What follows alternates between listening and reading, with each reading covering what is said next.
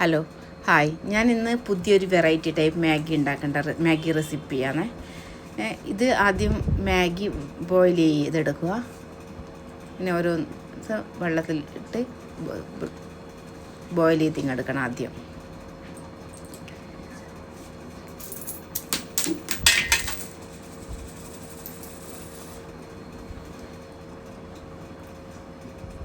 ഇത് പൊട്ടിപ്പോകാതെ ഇതുപോലെ നിവർന്ന് കിട്ടണമെങ്കിൽ ഇതിങ്ങനെ വെള്ളത്തിൽ ഇങ്ങനെ ഇട്ട് നിവർത്തിയെടുക്കണം.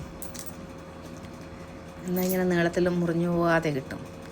അപ്പോഴാണ് ഒരു നീളത്തിൽ ഇങ്ങനെ വലിച്ചു തരുന്നത്. ഈ മസാലകളെല്ലാം എടുത്ത് 3 മസാലകൾ എടുത്ത് 3 മാഗിയുടെ 3 മസാലകളെടുത്ത് അതിൻ്റെ അകത്ത് സ്വേജൻ ചട്നി ഇടുക. പിന്നെ സോയാ സോസ്, പിന്നെ വെളുത്തുള്ളി രസം അതിട്ട് നന്നായിട്ട് മിക്സ് ചെയ്ത് വെക്കുക.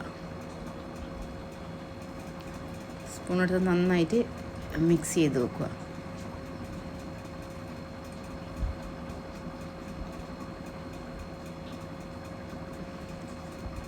ഇനി ഇതിൻ്റെ മാഗിൻ്റെ വെള്ളം ഒന്ന് ഊറ്റിയെടുക്കുക.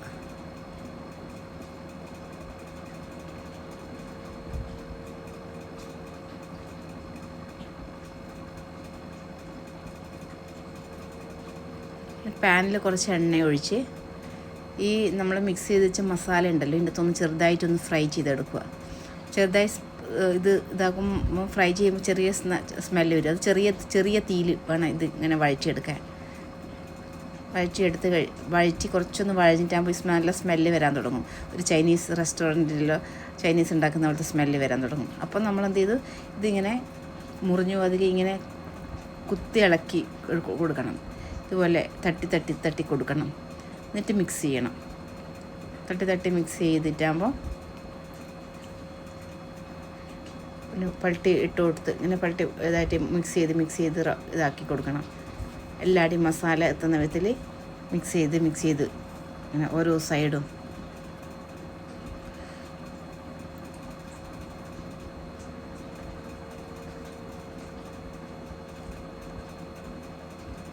ഇത് മുറിഞ്ഞു പോകുന്നതിനാണ് ഇങ്ങനെ മിക്സ് ചെയ്ത് കൊടുക്കേണ്ടി വരുന്നത്.